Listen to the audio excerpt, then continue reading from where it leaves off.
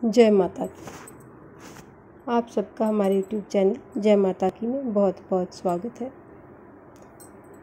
जैसा कि हम जानते ही हैं, पूर्णिमा के बाद, शरद पूर्णिमा के बाद कार्तिक का महीना शुरू हो जाता है और कार्तिक के महीने में सबसे ज़्यादा जितना हो सके दान पुण्य करना चाहिए। तुलसी, पीपल, बड़, पतवारी, इन सब की पूजा अर्चना करनी चाहिए और प्रतिदिन कार्तिक का महात्म्य सुनना चाहिए। आज हम इसमें करेंगे पंच भिक्षु की कहानी, जिसका कार्तिक माह में बहुत ही महत्व है।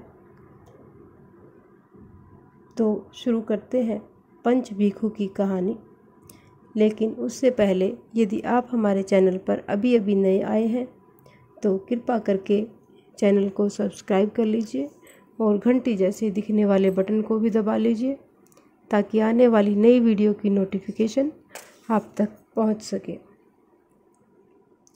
वैसे तो कार्तिक माह में प्रतिदिन नई नई कहानियां हैं। आज हम सबसे पहले पंच भिक्षु की कहानी करेंगे। कहानी इस प्रकार है। कार्तिक में सुबह 5 दिन तक पंच भिक्षु की पूजा करें।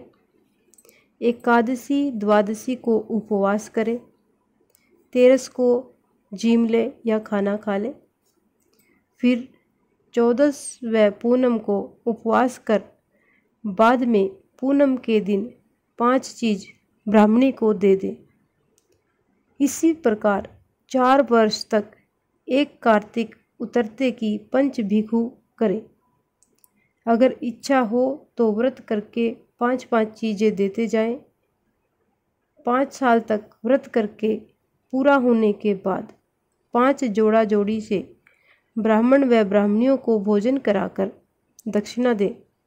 यदि इच्छा हो तो साड़ी रखकर सासू जी के पैर छूकर उनको दे दें।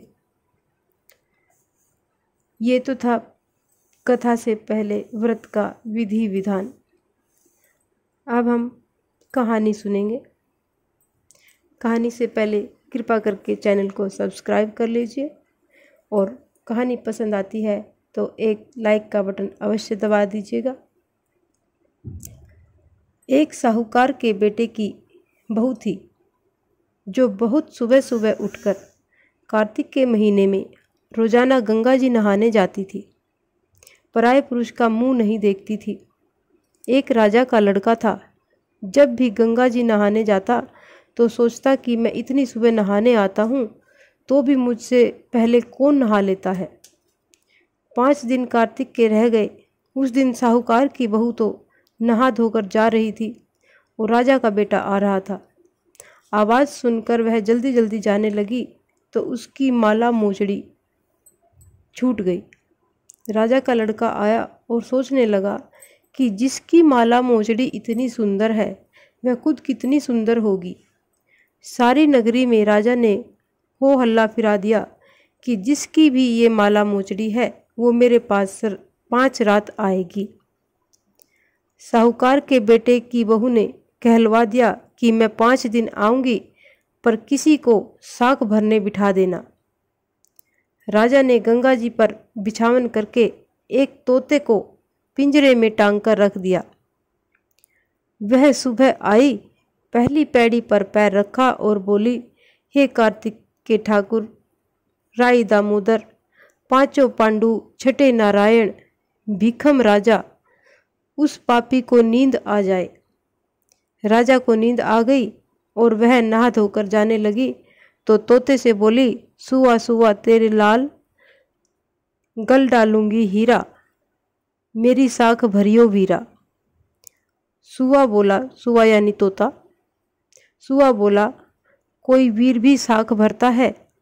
तो वह बोली, सुआ सुआ, सुबह तेरे पग घालूंगी नेवर, साख भरियो मेरे देवर। सुआ ने कहा, अच्छा भाभी, मैं तेरी साख भरूंगा। वह तो कहकर चली गई।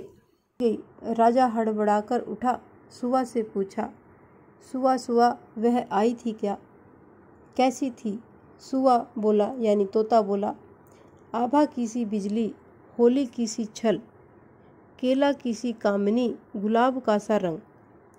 राजकुमार ने कहा, आज मैं उंगली चीर कर बैठूंगा यानी उंगली को काट कर बैठूंगा, फिर मुझे नींद नहीं आएगी। दूसरे दिन वह उंगली काट कर बैठ गया। जब वह आई और भगवान से प्रार्थना करने लगी तो फौरन ही राजकुमार को नींद आ गई और वह नहाकर चली गई। राजकुमार ने उठकर तोते से फिर पूछा तो तोते ने उसकी कही सारी बात बता दी। तब राजकुमार बोला, मैं आँखों में मिर्च डालकर बैठूंगा, और रात को आँखों में मिर्च डालकर बैठ गया। वह आई और प्रार्थना करी, जिससे राजकुमार को नींद आ गई और वह नहाकर फिर चली गई। राजकुमार ने फिर उठकर तोते से पूछा, सुआ सुआ क्या वह आई थी? तो तोते ने कहा, आई थी। राजकुमार ने कहा, आज तो मैं बिना बिस्तर के ही बैठूंगा, और वह रात को बिस्तर के बिना ही बैठ गया। जब वह नहाने आई तो उसने फिर भगवान जी से बात कर ही तो राजकुमार को नींद आ गई। जब वह नहाकर जाने लगी तो आंख बंद करके चली गई। राजकुमार ने उठकर देखा तो वह नहाकर चली गई। राजकुमार बोला, आज तो मैं आग की अंगीठी जलाकर बैठूंगा, जिससे नींद नहीं आएगी, और वह अंगीठी रखकर बैठ गया। साहूकार की बहू आई और उसने भगवान जी से कहा, हे भगवान, 4 रातें तो आपने मेरी निकाल दी है, बस आज की रात और निकाल दो। भगवान ने उसका सत रखा और राजकुमार को नींद आ गई। जब वह नहाकर जाने लगी तो तोते से बोली, इस पापी से कह देना कि तेरी 5 रातें पूरी हो गई है, इसलिए मेरी मोतियों की माला मेरे घर भिजवा दे। सुबह राजा के लड़के ने तोते से पूछा कि क्या वह आई थी? तोते ने कहा, वह आई थी और उसने अपनी माला मंगवाई है। तब राजकुमार ने सोचा कि वह तो सच्ची थी, उसका तो भगवान ने भी पूरा साथ दिया। थोड़े ही दिन बाद राजकुमार के शरीर में कोढ़ निकल आया और वह तड़पने लगा। तो राजा ने ब्राह्मण को बुलाकर पूछा, मेरे बेटे के शरीर क्यों जल रहा है? तब ब्राह्मण ने कहा, वह पतिव्रता स्त्री पर बुरी नज़र रखता है, इसलिए उसको यह रोग लगा है। तब राजा ने कहा, अब कैसे ठीक होगा? तब ब्राह्मण ने कहा, उस साहूकार की बहू को धर्म की बहन बनाने और उसके नहाए हुए जल से नहाए तो उसका कोढ़ ठीक हो जाएगा। राजा उसकी माला लेकर साहूकार के घर गया और साहूकार से कहा, यह माला आपकी बहू की है और उसके नहाए हुए जल से मेरे बेटे को नहला दो। साहूकार ने कहा, वह किसी पराये पुरुष का मुंह भी नहीं देखती है। इस नाली के नीचे राजकुमार को बिठा देना, जब वह नहाएगी तो ऊपर से पानी गिर जाएगा। राजकुमार नाली के नीचे बैठ गया और नहाया तो उसकी चमक चंदन जैसी काया हो गई। हे पंच भिखु देवता, जैसे साहूकार की बहू का सत रखा, वैसा ही सबका सत रखना। कहते सुनते हुंकार भरते हुए और अपने पूरे परिवार का सत रखना।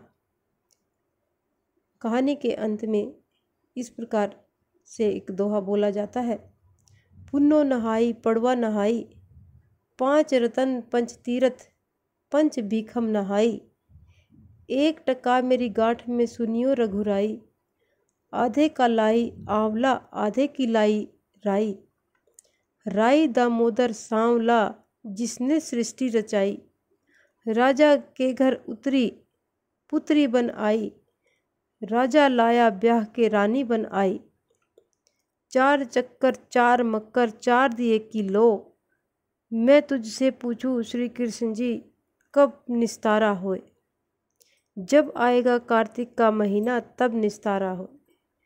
जय राम राई दामोदर महाराज की जय। इस प्रकार ये पंच भिखु की कहानी यहाँ पर संपन्न होती है। इस प्रकार की और भी अन्य धार्मिक रोचक कथा कहानियों को सुनने के लिए हमारे चैनल को सब्सक्राइब करें और लाइक करें। अपने मित्रों और प्रियजनों में आगे भी शेयर करते रहें। जय माता की।